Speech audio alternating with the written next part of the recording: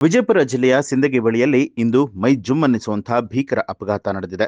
ಖಾಸಗಿ bus bike ನಡುವೆ ಮುಖಾಮುಖಿ ಡಿಕ್ಕಿಯಾಗಿ ಬೈಕ್ ಸವಾರ ಸ್ಥಳದಲ್ಲೇ ಸಜೀವ ದಹನ ಆಗಿದ್ದಾನೆ.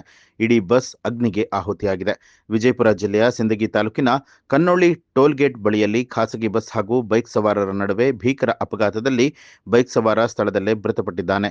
ದೇವರಹಿಪ್ಪರಗಿ ತಾಲೂಕಿನ ಮುಳಸಾವಳಗಿ ಗ್ರಾಮದ ನಿವಾಸಿ 22 ವರ್ಷದ ಅಭಿಷೇಕ್ ಸಾಯಬಗೌಡ ನಾಗರಾಳ ಬೆಂಕಿಯ ಕೆನ್ನಾಲಿಗೆಗೆ ಆಹುತಿಯಾದ ದುರ್ದೈವಿ.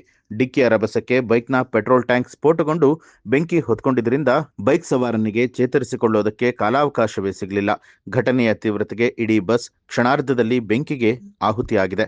ಅದೃಷ್ಟವಶಾತ್ ಬೆಂಕಿ ಬಸ್ಗೆ ಆವರಿಸುವ ಮೊದಲೇ ಚಾಲಕನ ಸಮಯ ಪ್ರಜ್ಞೆ ಹಾಗೂ ಪ್ರಯಾಣಿಕರ ತುರ್ತು ನಿರ್ಗಮನದಿಂದಾಗಿ ಬಸ್ಸಲ್ಲಿದ್ದ ಎಲ್ಲಾ ಪ್ರಯಾಣಿಕರು ಪ್ರಾಣಾಪಾಯದಿಂದ ಪಾರಾಗಿದ್ದಾರೆ.